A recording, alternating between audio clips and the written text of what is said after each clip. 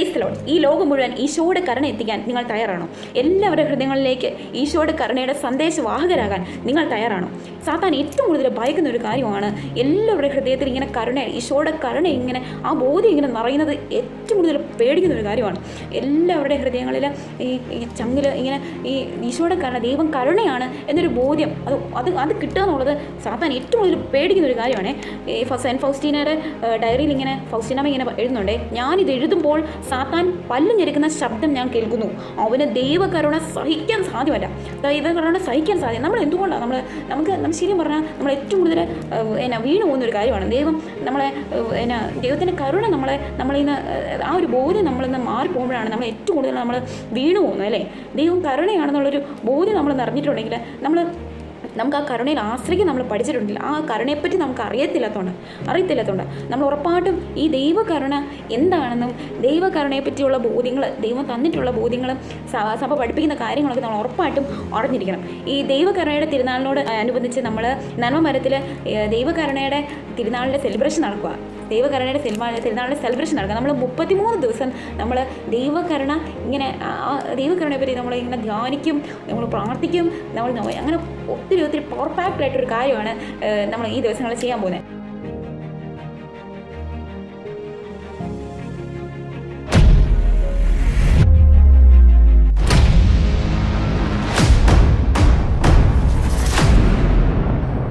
ഇതൊരു യുദ്ധമാണ്.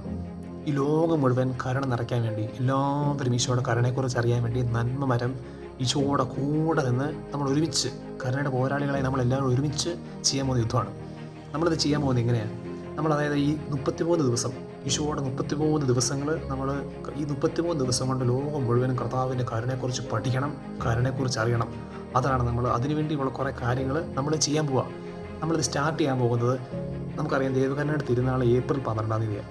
33 ദിവസം ബാക്കി എഴുതാൻ മാർച്ച് 10-ാം തീയതിയാണ് നമ്മുടെ ഈ കരുണയുടെ സെലിബ്രേഷൻ നമ്മൾ ആരംഭിക്കുന്നത്. മാർച്ച് 10-ാം തീയതി. മാർച്ച് 10, 11, 12 നമ്മൾ ദൈവകരുണയുടെ ധ്യാനം ചെയ്യുമ്പോൾ മാർച്ച് 10, 11, 12 ഈ ധ്യാനം നമ്മൾ 2 സമയത്താണ് ചെയ്യുന്നത്. എല്ലാ ദിവസവും മാർച്ച് 10, 11, 12 2 സമയത്ത് ചെയ്യും. രാവിലെ 7 തൊട്ട് 9 വരെ ഒരു ബാച്ച്, രാത്രി 8 തൊട്ട് 10 വരെ ഒരു ബാച്ച്. 7 തൊട്ട് 9 വരെ, രാത്രി 8 തൊട്ട് 10 വരെ. ഈ 2 ബാച്ചുകാർക്കും കാര്യം എന്ന് പറഞ്ഞാൽ, ലോകത്തിലുള്ള എല്ലാ ആൾക്കാർക്കും പല സമയങ്ങളാണല്ലോ. രാവിലെ 7 തൊട്ട് 9 വരെ വരാൻ പറ്റുന്നവർ ആ സമയത്ത് വരിക, രാത്രി 8 തൊട്ട് 10 വരെ വരാൻ പറ്റുന്നവർ ആ സമയത്ത് വരിക.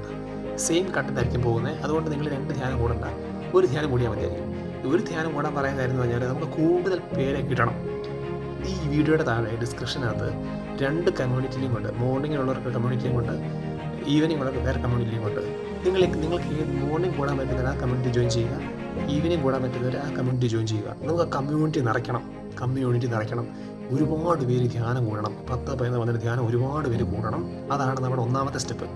ഈ ധ്യാനം കൂടി നമ്മുടെ കർത്താവിൻ്റെ കരുണ കൊണ്ട് നിറയാൻ വേണ്ടി നമ്മൾ ആഗ്രഹിച്ച് കഴിയുമ്പം നമ്മൾ പിന്നീടുള്ള ദിവസങ്ങളിൽ നമ്മൾ ഈ കരുണയുടെ പഠനം നടത്താൻ പോവുകയാണ്. ഫൗസ്റ്റീന ഡയറി നമ്മൾ പഠിക്കാൻ പോവുകയാണ്. പിന്നെയുള്ള ദിവസങ്ങളിൽ ഫൗസ്റ്റീന ഡയറി നമ്മൾ പഠിക്കും. എല്ലാ ദിവസവും അരമണിക്കൂറായിരിക്കും. രാത്രി 10 തൊട്ട് 10 വരെ ഉദ്ദേശിക്കുന്നത് ഫൗസ്റ്റീന ഡയറി നമ്മൾ ഒന്നിച്ച് പഠിക്കും. ഫൗസ്റ്റീന ഡയറി നമ്മൾ ഓരോ ദിവസങ്ങളിൽ ഓരോ പോർഷൻ വെച്ച് പഠിച്ച് ഫൗസ്റ്റീന ഡയറിക്കകത്ത് ഇമ്പോർട്ടൻറ്റ് കാര്യങ്ങളൊക്കെ ഒന്നിച്ച് പഠിക്കും. ആ ദിവസങ്ങളിൽ തന്നെ പ്രാർത്ഥനകളുണ്ടാവും, നൊവേനകളുണ്ടാവും, ഇങ്ങനെ കരുണക്കൊന്തകളുണ്ടാവും, ആരാധനയുണ്ടാവും.